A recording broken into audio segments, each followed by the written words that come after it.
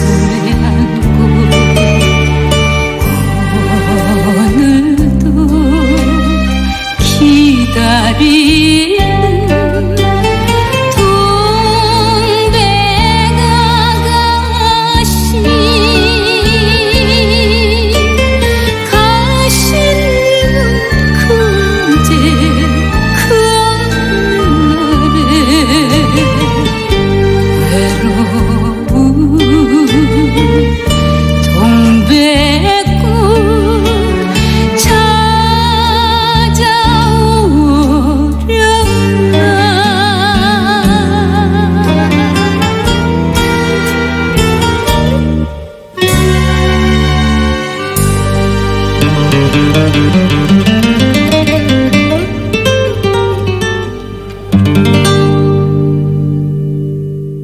네, 시사본부 금요초대석 완곡으로 시작했습니다. 이미자의 동백아가씨 함께 들어봤는데요.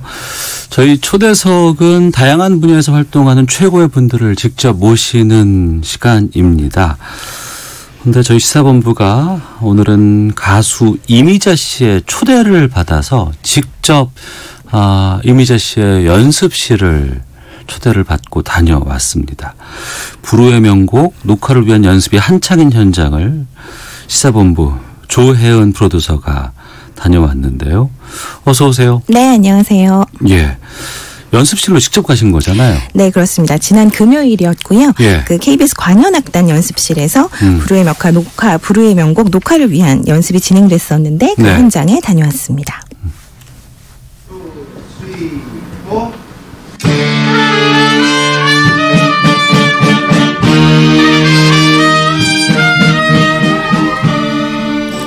네, 지금 들리는 이 소리가 바로 네. 제가 당시 연습 현장에서 직접 담아온 것인데요. 그 60여 명의 KBS 관현악단과 함께 이루어진 굉장히 큰 규모의 연습이었습니다. 그 이미자 선생님은 약 10곡 정도를 연습하셨는데요. 10곡을요? 네, 근데 모든 곡의 악보를 꼼꼼히 하나하나씩 확인하시면서 예. 아주 열정적으로 연습을 소화하셨습니다. 이게 불후의 명곡이라는 프로그램이잖아요. 네, 그렇습니다. 그러니까 불후의 명곡 하면은 주인공 가수분이 무대 저 위쪽에 계시고, 그렇죠. 그리고 이제 다른 후배들이 와서 노래를 부르는 거 아닌가요? 네, 맞습니다. 그래서 이 연습 현장에도 이제 후배들과 함께 하게 되시는 건데요. 그 현장, 그 소감이 어떤지, 후배들과 함께하는 그 소감은 어떤지 여쭤봤습니다. 저는 지금 조금 두려워요. 왜냐하면은 실력이 충출한, 그리고 파워풀한, 그 뭐 성량이 풍부한 그런 후배들 앞에서 저는 뭐 나이도 들고 그 다음에 성량이 아무래도 부족하겠죠. 옛날 같지 않게. 그러나 그것보다도 정신력으로 최선을 다하는 모습을 보여드리는 것이 저의 목적이에요. 네, 최선을 다하는 것 목적이라고 말씀해 주셨는데 어떤 후배 가수들이 함께했을까 궁금하거든요. 네, 이 현장에는 이수영, 그리고 장혜진, 소냐, 유리상자의 이세준, 뮤지컬 배우 민우혁 씨 등의 후배 가수들도 연습에 함께 했는데요. 네. 그중에서 이제 뮤지컬 배우 민우혁 씨에게 불후의 명곡 송영 특집 이미자 편에 함께하게 된 소감을 물어봤습니다. 이미자 선생님의 기러기 아빠라는 곡이랑요, 서울이여 안녕이라는 곡 두 곡 준비를 했는데, 이미자 선생님은 제가 아주 어릴 때부터 너무 굉장히 좋아했던 가수시고, 그 이유는 저희 부모님의 영향이 굉장히 컸고요. 저희 어머니가 가장 사랑하는 가수거든요. 그래서 그 영향을 많이 받았고, 불의 명곡을 통해서 제가 이미자 선생님 처음 뵀을 때, 정말 그 범접할 수 없는 아우라를 느꼈어요. 정말 대단하신 분이잖아요. 그러니까 그분 앞에서 노래를 한다는 것 자체가 굉장히 영광이고, 그분의 노래를 부르는 것 또한 굉장히 영광이고, 이번 무대에도 저희 어머니를 또 초대했거든요. 그래서 이번 무대가 효도도 할 수 있고, 또 이미자 선생님께 또 한번 감사한 마음을 담아서 노래를 할 수 있는 기회가 될 수 있는 것 같아서, 네, 굉장히 기쁘기도 하고 설레기도 하고 그렇습니다.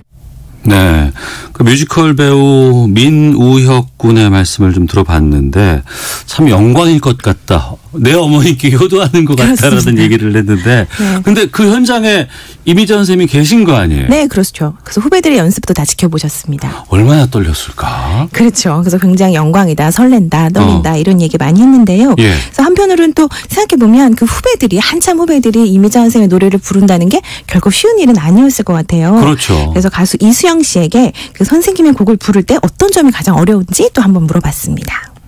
뭐 선생님 너무 좋은 곡들이 많으셔서 그 중에서도 아시라는 곡하고 울어라 열풍아 두 곡을 제가 부를 수 있는 영광이 생겼네요. 너무 어려워요. 물론 이제 시대도 달랐고 그때에 느꼈던 감정들 또 감수성들이 사실 저희가 감히 그걸 헤아리기가 그게 가장 어려웠어요.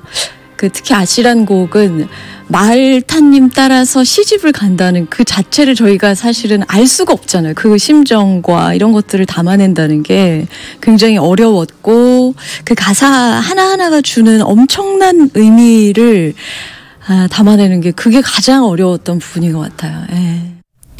네, 그 시대의 감성을 헤아리는 게 어려웠다. 이 말이 저는 가장 공감이 되긴 하더라고요. 예. 그리고 또 이미자 선생님은 그 존재만으로도 60주년 동안 활동한 여가수가 있다라는 네. 이 존재만으로도 후배 가수들에게 특히 여자 후배 가수들에게는 큰 의미가 있다. 이런 얘기도 같이 들을 수 있었습니다. 제가 올해 20주년인데 이것도 굉장히 너무 오래 했나? 막 그런 생각을 하고 있던 차에 선생님의 부름을 받고 깨갱 이렇게 됐다 할까? 아직도 멀었고 정말 더한 세상에서 이걸 이겨내고 또 파도를 타고 넘나들며 60년을 해내셨다는 게 이게 그냥 선배 가수가 아니라 여자 선배 가수잖아요. 여자의 일생을 부르신 엄마의 역할도 해내시면서 그런 것들이 다 귀감이 되었고 앞으로 아직 멀었다. 예, 그런 생각도 들고 그랬어요. 네. 청취자 정성호님께서 노래 들으니까 너무 눈물 납니다. 이미자 누나 건강하세요라고 보내주셨고 1457님께서는 연세가 있으신데도 목소리 여전하시네요라고 하셨는데 방금 그 이수영 씨 같은 경우에도 본인도 데뷔 20주년 그렇습니다. 맞는 연차인데 그렇죠. 이민자 선생님이 직접 섭외를 했다고요? 네, 그래서 본인의 곡을 잘 소화할 수 있는 가수를 직접 고르셨다고 해요. 그래서 어떤 후배가 내 노래를 불렀으면 좋겠다. 예. 그랬다고 하시고 그래서 선택받은 후배들이 굉장히 영광스럽게 생각하더라고요. 이미자 씨가 1959년에 데뷔를 했고 그러니까 올해가 데뷔 60주년 되는 해네요. 네, 그렇습니다. 한 가수가 생각해보면 60년 동안 또 꾸준히 사랑을 받으면서 활동할 수 있다는 거 정말 쉬운 일이 아닐 것 같아요. 그렇죠. 네. 그래서 60주년을 맞은 소감 그리고 오랜 시간 활동을 이어온 원동력은 무엇이었는지 한번 여쭤봤습니다. 제가 이때까지 60주년을 공연을 할 수 있을 정도로 그 60주년을 한결같이 사랑해 주신 그 은혜라고 생각을 합니다. 원동력은 뭐 없어요. 그냥 열심히 살아왔고 어려운 역경이 있어도 너무나 팬 여러분들이 사랑해 주셨기에 그 힘으로 원동력을 찾았다고 그래도 과언이 아니에요. 네. 조연 프로듀서가 그 음악 프로 채널에서도 상당히 오랫동안 활동을 했었잖아요. 네. 이민자 선생님은 처음 뵀어요? 네, 직접 뵈는 건 처음이었습니다. 그래서 저도 굉장히 좀 궁금했었고요. 사실 그 민우혁 씨가 그 얘기했었어요. 만났을 때 아우라가 느껴졌다. 근데 제가 처음 뵀을 때 그 관현악단 사이에 둘러가지고 가운데서 딱 노래를 하시는 모습을 처음 뵀는데 그 아우라가 뭔지 저도 실감할 수 있었습니다. 60년을 활동을 해오셨으니까 그동안 발표한 노래만도 정말 어마어마하게 많지 않았을까 싶어요. 그렇죠. 그 이미자 선생님은 그동안 2,000곡이 넘는 곡을 발표하셨고 그래서 한국 기네스북에 오르신 적도 있습니다. 2,000곡이 넘어요? 네, 그렇습니다. 그래서 이 많은 곡 중에서 특히 애착이 가는 곡은 없을까 궁금해졌는데요. 여쭤봤습니다. 애착이 가는 곡은 따로 없어요. 없는데 가장 애착이 간다고 또 말씀드릴 수 있다면 동백아가씨, 성마을 선생님, 기러기 아빠 이 곡을 제가 금지곡으로 묶여서 오래도록 제대로 방송 차트에 오르지 못했던 거 그래서 그게 해금이 됐잖아요. 그래서 너무 저한테는 소중한 곡들이라고 생각이 돼요. 네. 금요 초대석 초반에 저희가 동백아가씨 들려드렸습니다만 이 동백아가씨가 1964년에 만들어진 곡인데 금지곡이 됐었어요. 네, 그렇습니다. 그래서 애착이 가는 곡으로 이 금지되었던 곡 세 곡을 말씀해 주셨던 건데 60년대 후반의 일이었습니다. 금지가 되었던 거는 박정희 정권 시절의 일이었는데요. 그 이유가 사실 좀 들어보면 황당합니다. 그 동백아가씨의 경우는 외색이 짙다. 외색이 짙다? 네, 그렇습니다. 일본 가요의 영향을 많이 받았다 이런 뜻이고요. 그리고 기러기 아빠는 비탄풍이다 이렇게 얘기가 됐다고 하는데 비탄풍이 뭐예요? 그러니까 너무 슬픈 노래다라는 건데 그러니까 그 당시는 고도의 경제 성장에 집중하던 때 아니겠습니까? 그래서 뭔가 시대 정신에 어울리지 않는 노래다. 이런 이야기였다고 해요. 그리고 선마을 선생님은 표절이었다고 하는데 그 표절이라는 얘기를 듣고 이제 이미자 선생님과 그 작곡가 분이 계실 거 아니겠어요? 네네. 그 표절 대상으로 지목된 곡을 확인해 보셨다고 해요. 근데 그 노래는 일본 노래였는데 확인을 해보니 오히려 그 일본 곡이 선마을 선생님보다 또 뒤에 나온 곡이었다는 거예요. 그럼 그 곡이 선마을 선생님 표절한 거 아니에요? 그렇죠. 표절이 될 수 없는 상황이잖아요. 그래서 사실상 이 세 곡 모두가 이해하기는 힘든 이유로 금지가 됐다고 볼 수밖에 없습니다. 네. 3012번 쓰시는 분께서 오랜만에 듣는 이미자의 동백아가씨 완곡, 전곡 너무 좋아서 감동입니다. 참 이렇게 세대를 뛰어넘어서 곡을 들어도 감동을 줄 수 있는 곡들인데 최근 기사에 보니까 근황 잘 우리가 접하기가 쉽지 않았었는데 은퇴하신다는 기사가 났었거든요. 그러니까 올해로 그러면 마지막이신 거예요? 네, 그래서 저도 그 점에 가장 궁금했는데요. 그 부분에 대해서 저와 선생님 나눈 대화 함께 들어보시죠. 올 5월쯤에 이제 은퇴를 하신다 이런 다큐멘터리 멘트가 있어가지고 많은 분들이 너무 깜짝 놀라고 너무 아쉬워하셨던 것 같은데 그거 아니죠?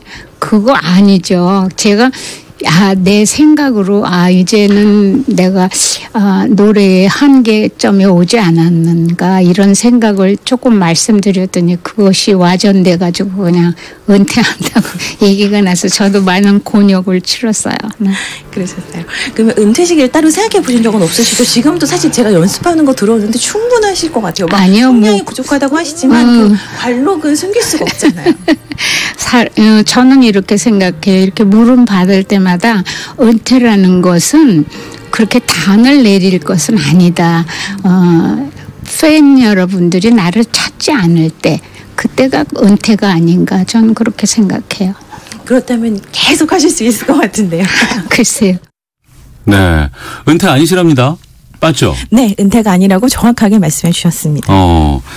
앞으로도 계속해서 왕성한 활동 좀 보여주셨으면 좋겠다 싶은데 특히 요즘에는 이 후배 가수들도 트로트 전성시대 상당히 지금 화제가 되고 있잖아요. 맞습니다. 올 한해는 정말로 트로트가 많은 사랑을 받았죠. 송가인 씨, 또 유산슬 이렇게 큰 화제를 모은 유산슬까지 나오고 맞네요. 트로트 가수들이 참 많았습니다. 그런데 임수환 선생님은 이런 현실은 정말 반갑다. 그렇게 말씀하시면서도 트로트와 그리고 전통 가요는 구분이 되어야 한다. 이런 말씀해 주셨는데요. 어떤 이야기인지 들어보겠습니다. 그건 참 좋은 현상이라고 보는데 트롯이라는 거는 저는 저를 이미자를 트로트의 여왕이다 뭐 이렇게 얘기하는 건 저는 원치 않아요. 저는 제가 가요가 100년사라고 얘기할 수 있지만 1920년대 30년대에 그 불렀던 선배님들의 노래들이 참 우리의 어려웠던 시대를 참 대변해주고 위로해준 그런 곡들이거든요. 그래서 이번에 불후의 명곡에도 그 곡들이 얼마나 중요하다는 거를 그걸 후배들에게 알리고 싶고 시청자분들한테도 알리고 싶은 그런 뜻에서 그분들의 노래를 제가 불러요. 그것은 트로트의 요즘 트로트는 이제 뭐 당연히 그 시대의 흐름을 모르니까 어려움을 멀리 살아온 그런 젊은 세대에서 당연히 그건 모를 수 있어요. 근데 그 노래들마저 트로트에 같이 흡수가 되는 거는 저는 바람직하지 않아요.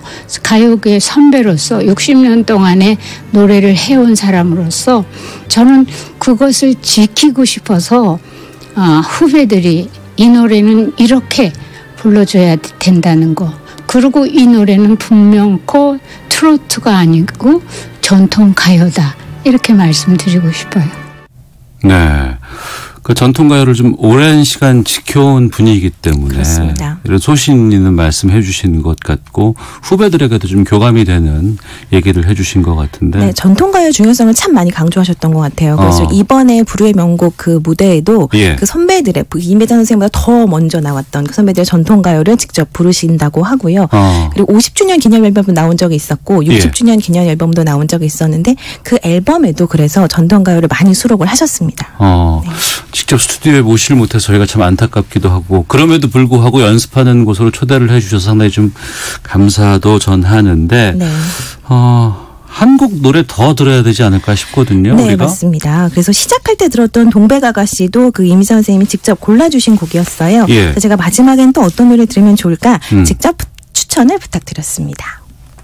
역시 네가 저의 탄생곡 이미자는 19순정으로 데뷔를 했지만 동백아가씨로 이미자라는 이름이 탄생을 했으니까 동백아가씨하고 마지막 내 노래 내 사랑 그대에게 60주년 기념곡 그 두 곡을 내주시면 고맙겠어요. 네, 그렇게 하겠습니다. 네, 그 60주년 기념곡입니다. 네. 내 노래, 내 사랑, 그대에게. 굉장히 저는 미리 노래 들어봤는데 좋은 곡입니다. 그 네. 60년 동안의 본인의 어떤 가수 활동의 소회를 잘 담고 있고 마지막으로 뭔가 그 이미자 씨를 사랑해주신 분들에게 감사를 전하는 그런 메시지가 담겨 있는 곡인데요. 이 곡을 들으면서 이 시간 마무리하려고 합니다. 그런데 이 노래 듣기 전에 이미자 선생님이 그 시사본부 청취자분들에게 그 전하는 인사 말씀이 있었어요. 이 인사 말씀을 듣고 노래 바로 이어서 듣겠습니다. 네, 청취자 이태화님께서 30여 년 전에 돌아가신 외조부님 생전 소원이 이미자 선생님 가까이에서 노래를 듣는 거라고 하셨던 생각이 납니다라고 사연도 보내주셨는데 그러면 이미자 씨의 인사말 그리고 60주년 기념곡이라고 합니다. 내 노래 내 사랑 그대에게 함께 들으면서 시사본부도 인사를 드리도록 하겠습니다. 조현 프로듀서 고생하셨어요. 네, 감사합니다. 영광이었죠. 그럼요. 전 정말 좋은 시간이었습니다. 예, 저는 월요일 날 다시 인사드리도록 하겠습니다. 오래도록 사랑해 주셔서 너무너무 감사하고 모든 저의 팬들이라든가 모든 분들이 사랑의 은혜로 오늘날의 이미자가 60주년 이런 기념 공연을 할 수 있어서 너무 감사하고 감사하다고 그런 말씀 드리고 싶습니다.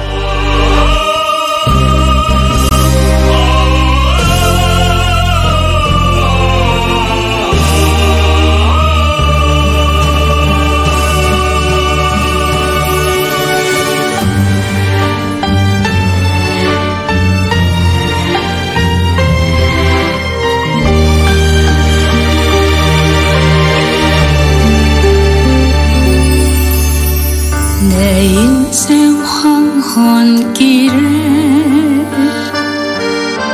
잠시 멈춰 회상해보니 지금까지 걸어온 길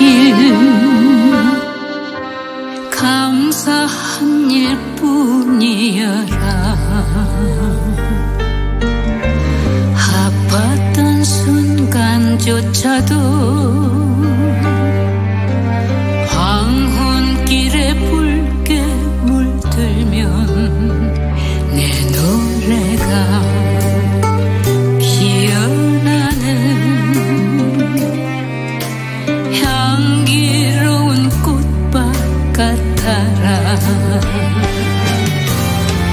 우리의 눈물은 있을 때요 꽃